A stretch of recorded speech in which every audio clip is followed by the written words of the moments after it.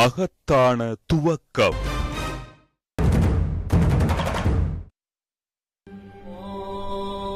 கேரளாவின் கொடுங்கலூரில் இன்றும் கம்பீரமாக காட்சி தருகிறது இந்தியாவில் முதன்முறையாக கட்டப்பட்ட இஸ்லாமியர்களின் மசூதி.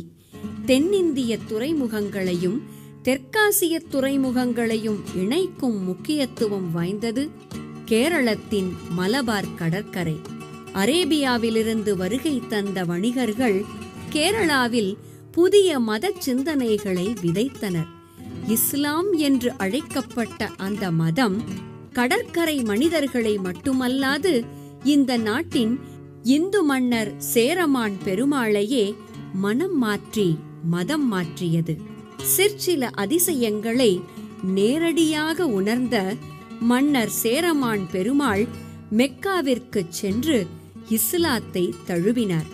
தனது பெயரை தாஜுதீன் என்றும் மாற்றிக்கொண்டார். மெக்காவிலிருந்து திரும்பும் வழியில் ஓமனில் நோய்வாய்ப்பட்டார். இறக்கும் தருவாயில் தன் சகாக்களை அழைத்து தன் நாட்டில் இஸ்லாத்தை பரப்புமாறும் தொழுகைக்காக மசூதி ஒன்றை கட்டுமாறும் பணித்தார். கிபி 629 வருடம் மாலிக் பின் தினார் தலைமையில் கேரளம் திரும்பிய மன்னரின் சகாக்கள் இந்த புனித பணியில் ஈடுபட்டனர்.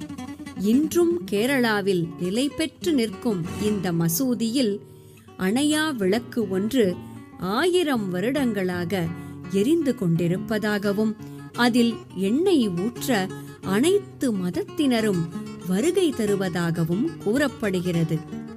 மன்னர் சேரமான் பெருமாள் பெயரால் அமைக்கப்பட்ட இந்தியாவின் முதல் மசூதி சேரமான் ஜுமா மசூதி என்ற பெயரில் கேரளாவின் கொடுங்கலூரில் உருவானது ஒரு மகத்தான துவக்கம்.